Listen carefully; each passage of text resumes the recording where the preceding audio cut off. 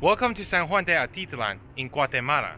And today I'm standing in front of that city right here around the corner, which is called San Marcos. And I have to tell you one thing. I really do not like San Marcos. And perhaps a little bit more of its neighbor on the other side, right here, I think. Yeah, San Pedro. Why? Well, not because of the locals. They are probably the loveliest people you can ever meet. And not because of the local culture. And it is definitely not because of some of the violent crimes that a lot of people have been reporting about. No.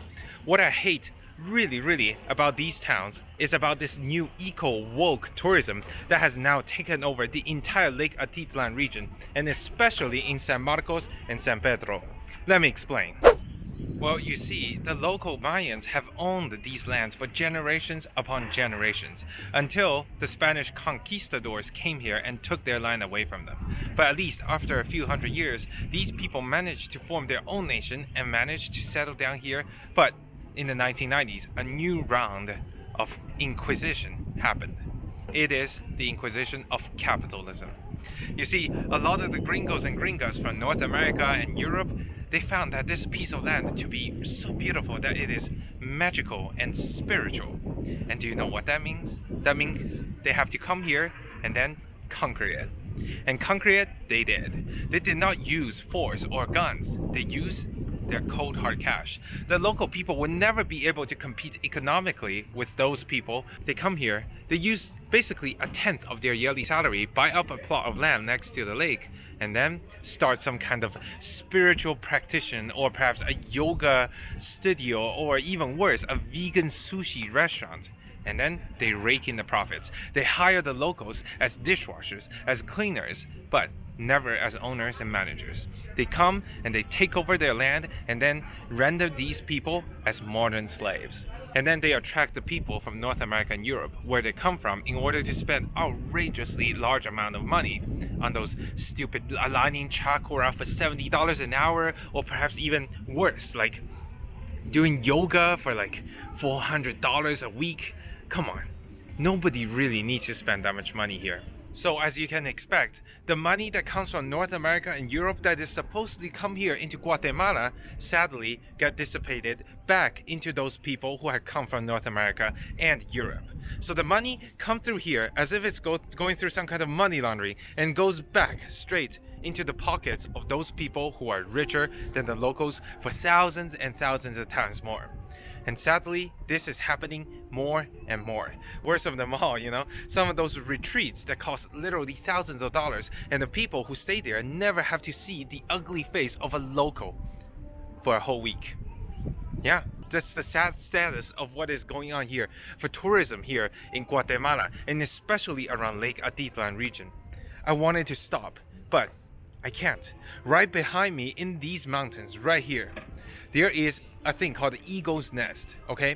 An Eagle's Nest is basically what is opened by a North American or European, I'm not very sure, but they opened a large, basically yoga practitioner resort, okay? You come here, you just to meditate, and you pay hundreds of dollars every day. And worse still, during the pandemic of 2020, they refused to comply with the regulation of the local Guatemalan government, because you see, those spiritual people never believed in virus, or perhaps even just, pure common sense. So what they did is they hold even larger gatherings, because there are people who are escaping those North American confinement of, forcing you to wear the masks or social distancing, They just go up there into the mountains, and then they meditate 70 together. 70 people together, way more than the 6 people in a public gathering that the local government has mandated. They broke the law, and when the locals came for them, they say, why are you doing this? You guys can get vaccine whenever you want, but for us, we might never be able to get those vaccines. Those people said, get out of my land. I purchased this land, it is mine now. Yeah, this is the sad truth of what is going on here. And these are the people that I hate the most. They are practicing spiritualism, but at the end, they are practicing capitalism at its finest. They are using their economic leverage to break apart the local culture, break apart the local bonds, and use the local people as slaves. Yes, sure, they are free. They can leave whenever they want. But when you take their land, you take their job, and then you just pay them a minimum wage, Where else do they have to go?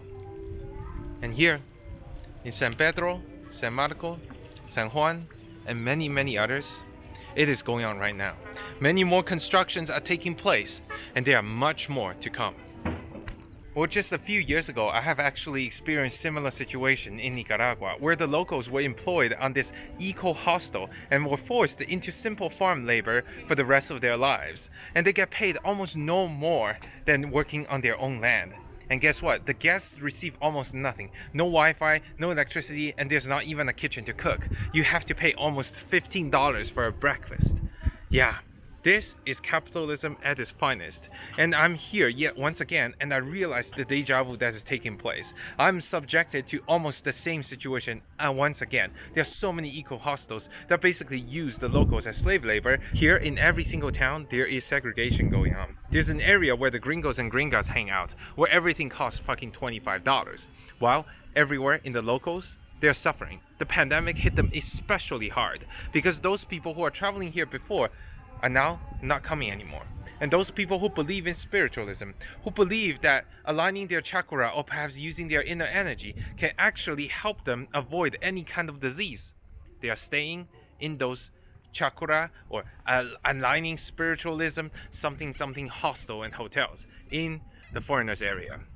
And yet there, locals will not get a dime. For every $100 spent on those hotels or hostels, and every day perhaps millions of dollars are spent, the locals will probably get 1%, 2%, because the land is not theirs. The hotel is not theirs. The only thing that is theirs is shame. So I hope you, every single one of you who are watching, try your very best to go to the local places, consume local, to try to buy local food, go to the local market.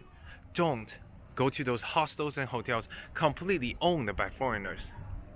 And yes, unfortunately, in the past few days, I've done it a few times.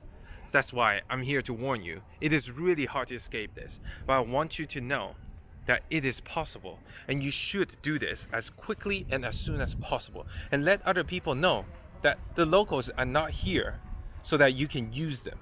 The locals are here so you can respect them. I'm sorry, those spiritual people. Maybe you're watching this are getting very, very offended right now. But the reality is, this is your guardian angel. This is the Krishna. This is the God. This is the spiritual supreme. These are the people and the deities that are holding up your world. And they are not imaginary. They are living right here, staying right here, sleeping right under your roof. And I hope one day you people can treat them a little bit better, because I really, really hate what is going on right now. And I sincerely hope whoever is watching this take a closer look at the modern tourism in a lot of these Central American countries and ask a lot of questions. Should you do this? And if you do, how would you do it? I'll see you next time.